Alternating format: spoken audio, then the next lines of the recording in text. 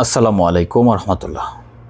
খালেদ মহিউদ্দিনের টকশোতে আমাদের ডক্টর এনায়েতুল্লাহ আব্বাসী হুজুর বর্তমান আমাদের দেশে জেনা, ব্যভিচার, ধর্ষণ নিয়ে আলোচনা হয়েছে, সমসাময়িক বিচার ব্যবস্থা এবং শরিয়া আইন এই ব্যাপারে। তো এই টকশো দেখে খালেদ মহিউদ্দিনের ইসলামের ব্যাপার নিয়ে এত নলেজ এত কম, এটা না দেখলে, এই টকশো না দেখলে বুঝতে পারতাম না। পাশাপাশি ডক্টর এনায়েতুল্লাহ আব্বাসী হুজুরের পারফরমেন্স ছিল অত্যন্ত নগণ্য।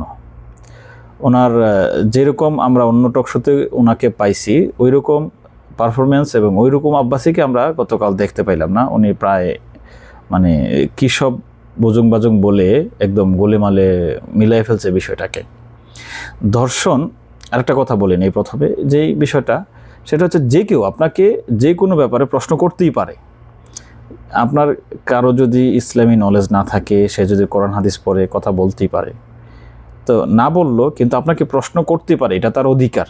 কিন্তু প্রশ্ন করাকে যদি আপনি বলেন যে না এটা জানা যাবে না, বোঝা যাবে না, মাদ্রাসায় পড়েন না, এই সেই নানানভাবে যদি এটাকে ছোট করা হয়, খাটো করা হয়, তাহলে এটা ইসলামী দাওয়াতের যে সিস্টেম সেটা থেকে অনেক দূরে চলে যায়।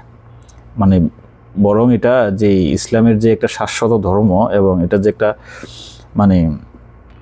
মানুষের জন্য কল্যাণকর, সমসাময়িক এবং একটা মহিমান্বিত ধর্ম, সেটাকে এটা ভুল ধারণা সৃষ্টি হইতে পারে। তো আসি মূল আলোচনায়, যে ধর্ষণ আর জিনা এক করে ফেলছে। ধর্ষণ আর জিনা এক বিষয় না। জিনা হচ্ছে দুজনের সম্মতিক্রমে ঘটে যাওয়া একটা অপকর্ম, আর জিনা হচ্ছে আপনার লালসা একজন ব্যক্তির উপরে চাপায় দেওয়া, জোর করা। জিনা হচ্ছে আল্লাহর বিধানের উপর জুলুম করা, আর ধর্ষণ হচ্ছে সরাসরি বান্দার উপরে বান্দাকে জুলুম করা। তো এই ব্যাপার, এই দুইটা বিষয় কখনো এক না। কোনো এক নারীকে যদি কেউ যেই জিনাকারী হিসাবে, ব্যভিচারিণী হিসাবে তাকে আখ্যায়িত করে, তাহলে তার জন্য 4 জন সাক্ষী মাসবি লাগবে, এবং ওই লোক যদি 4 জন সাক্ষী হাজির করতে না পারে, তাহলে তাকে 80টি দোররা বা বেত্রাঘাত করতে হবে। এটা হচ্ছে ইসলামী শরিয়া। এটা যদি অভিযুক্ত ব্যক্তিকে এটা জেনা বা ব্যভিচারের ক্ষেত্রে বলা হয়েছে, কারণ এই ব্যাপারে ইসলাম খুব দৃষ্টি রাখছে যাতে করে কোনো নিরপরাধ ব্যক্তি যাতে ফেঁসে না যায়, এরকম একটি গর্হিত কাজ যাতে কেউ কাউকে অপবাদ দিতে না পারে, সেজন্য এই জিনার ব্যাপারে এই সাক্ষীর কঠোরতা অবলম্বন করা হয়েছে। আর ধর্ষণ যেটা, সেটা তো যেই উল্লিখিত যে আলামত, যেই নারীর যেই আলামতগুলি, এগুলি সংগ্রহ করে এটা দেওয়া যেতে পারে। সর্বোচ্চ 2 জন সাক্ষী নেওয়া যেতে পারে, এবং আলামতগুলি যথেষ্ট। বর্তমানে ডিএনএ টেস্টের যেই প্রক্রিয়াটা, এটা একদম পারফেক্ট। এটার জন্য ওই ইয়েটা একদম ঠিক আছে, যে ডিএনএ টেস্ট বা আলামতগুলি এগুলি জব্দ করা যেতে পারে। তো এখন কথা আসছে যে ধর্ষণের শাস্তিটা কি, ইসলাম যে শাস্তিটা দিয়েছে সেটা কি কোরআনে আছে কি না।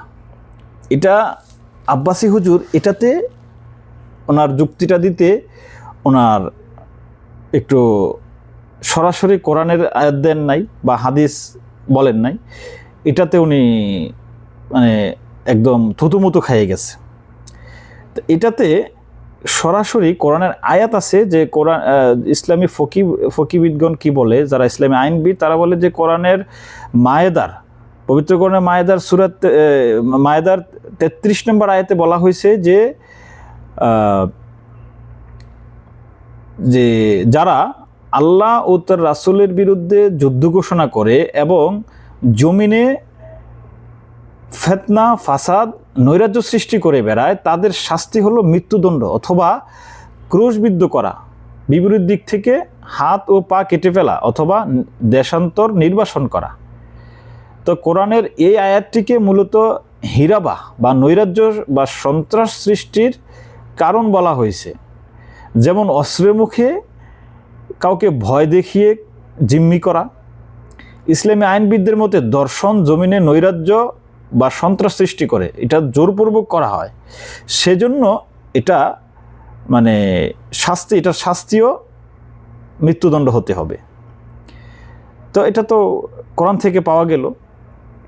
এখন এই ব্যাপারে যদি যে বিচারক, সেই বিচারক যদি তার তথ্য প্রমাণাদি নিয়ে যদি যথেষ্ট মনে হয় যে লোকটা অকাট্য অপরাধী, তাহলে তাকে মৃত্যুদণ্ড দিতে হবে। আর যদি কিছু মানে গ্যাপ থাকে, প্রমাণাদিতে কিছু গ্যাপ থাকে, তাহলে তাকে কি করতে হবে, তাকে সাজা কমিয়ে, অর্থাৎ এই তাকে দৌড়া মারা যেতে পারে, তাকে মানে কারাবরণ দিতে পারে, জেল দিতে পারে, এই ধরনের অবস্থা সৃষ্টি হতে পারে।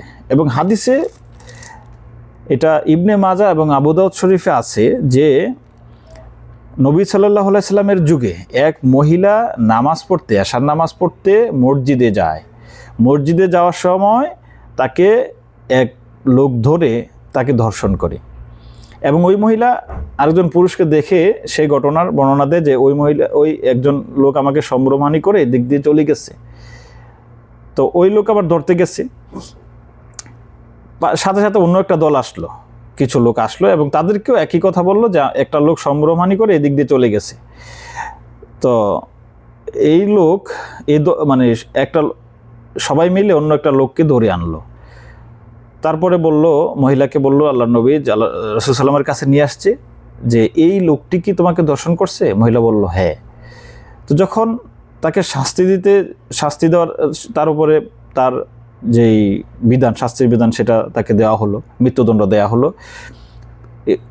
যেই লোকটি দর্শন করছে সে লোকটি এ ঘটনা দেখতেছে, তখন সে ভাবতেছে যে নিরপরাধ লোকটি কেন ফেঁসে যাবে, সেই ইচ্ছাতেই নিজের খোদ আপনি সে এই অপরাধের কথা স্বীকার করে নেয়।